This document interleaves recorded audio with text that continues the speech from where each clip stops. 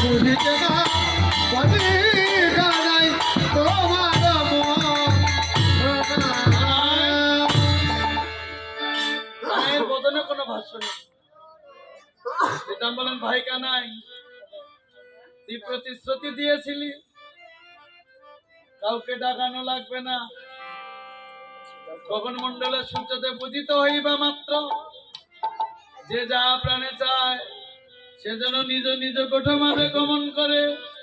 কিন্তু ভাই কানাই রে, নিজেই প্রতিশ্রুতি দিলি আবার নিজেই ভঙ্গ করলি কেন?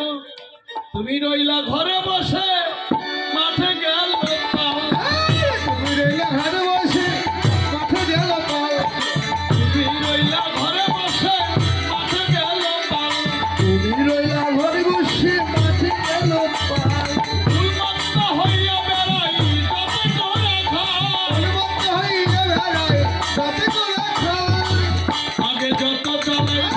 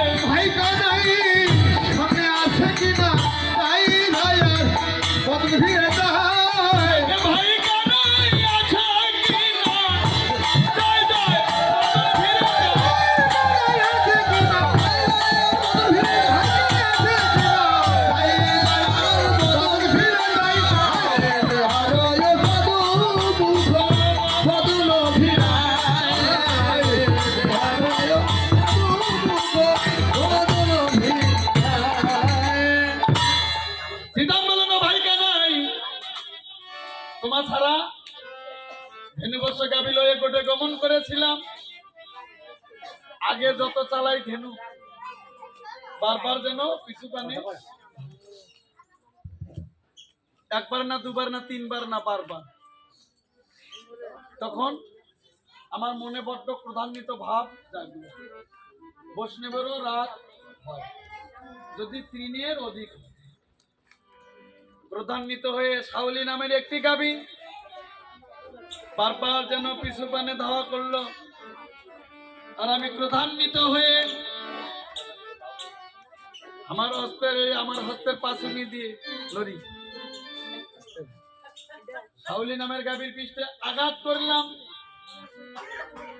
বৈষ্ণবের হস্তের মায়ের খাইতে খাইতে শাওলি নামের গাভীটির বাক কণ্ঠস্বর ফিরে এলো। কেন? যোগমায়া মুপাশ্রিত লি রাধারানী বৃন্দাবনের গুরু, কৃষ্ণের গুরু, আর সমগ্র পৃথিবীর গুরু হচ্ছেন মা যোগমায়া। গোবিন্দ বলেছিল, মা যোগমায়া তুমি আমার গুরু, আমি যে কৃষ্ণ ভগবান রূপে জন্ম নিব তুমি তাহা মায়া দিয়ে আমাকে ভুলাই রাখো। কেন? আমি ভগবান যদি মনে করি তাতে আমি কারো চরণে প্রণাম করব, কিন্তু তুমি আমি যে ভগবান আমাকে সদা সর্বদা ভুলাই রাখবে, আর আমি যেন ভক্ত হয়ে কৃষ্ণ ভক্তের চরণ সেবা করতে পারি। এ মা যোগমায়া, মহামায়া, রাজ্য শক্তি, দিনে দুর্গা, রাত্রিতে কালী, একই মা। ওই মায়ের কৃপা বলে শাওলি নামের গাভীটির বাক কণ্ঠস্বর ফিরে এলো। এসে বললেন, মার শ্রীদাম মার, তোর হস্তের মায়ের খাইতে খাইতে যদি প্রাণ চলে যায় তবুও তোদের সঙ্গে গোঠে গমন করব না। শ্রীদাম বলেন, কেন করবি না? বলেন, ভাই কানাই নেই বলে। শ্রীদাম বলেন, তোরা তো হলো পশু, পশু হয়ে আমাদের সঙ্গে যাবি না, ভাই কানাইয়ের সঙ্গে যাবি। বল, তোরা বনের পশু, ভাই কানাইয়ের সঙ্গে তোদের সম্পর্ক কি? আমাদের সঙ্গে যাবি না, ভাই কানাইয়ের সঙ্গে যাবি। শাওলি নামের গাভীটি বলে, শ্রীদাম রে, মানব জন্ম দুর্লভ জন্ম পেয়েছিস বলে পশুকে তো পশু বলে ডাকবি, কিন্তু তুই যতই পশু বলে ডাকিস না কেন কোনো দুঃখ নেই। ও ভাই শ্রীদাম রে, আমরা পশু আর তোর ভাই কানাই কৃষ্ণ ভগবান, এই পশুর সঙ্গে ভগবানের কি সম্পর্ক? শোন, তোদের ভাই কানাই এসে যখন মোদের পশুর পৃষ্ঠে হাত বুলায় দেয়, তখন মোদের পশু জন্ম বড় ধন্যাতীত ধন্য হয়ে যায়। ও ভাই শ্রীদাম রে, ভগবান যদি কাহারও অঙ্গ পরশ করে সে কি আর পৃথিবীর বুকে পশু থাকতে পারে রে? তোদের ভাই কানাই যখন মোদের পৃষ্ঠে হাত বুলায় দেয় তখন মোদের পশু জন্ম বড় ধন্যাতীত ধন্য হয়ে যায়। কিন্তু কানাই শুধু হাত বুলায় দিয়ে শান্ত নহে, আরো কি করে? ও তো জগৎপতি কৃষ্ণ, ও কৃষ্ণ হয়ে যখন কৃষ্ণ বলে কাঁদে তখন কানাইয়ের নয়নের জল দেখে আমরাও কাঁদি। তুই বল রে ভাই শ্রীদাম, ভগবান যদি কৃষ্ণ বলে কাঁদে পৃথিবীর বুকে কোনো পাষাণ কি স্থির থাকতে পারে? তখন কৃষ্ণের নয়নের জল দেখে আমরাও কাঁদি। কিন্তু ভাই কানাই যখন হরে কৃষ্ণ হরি বলে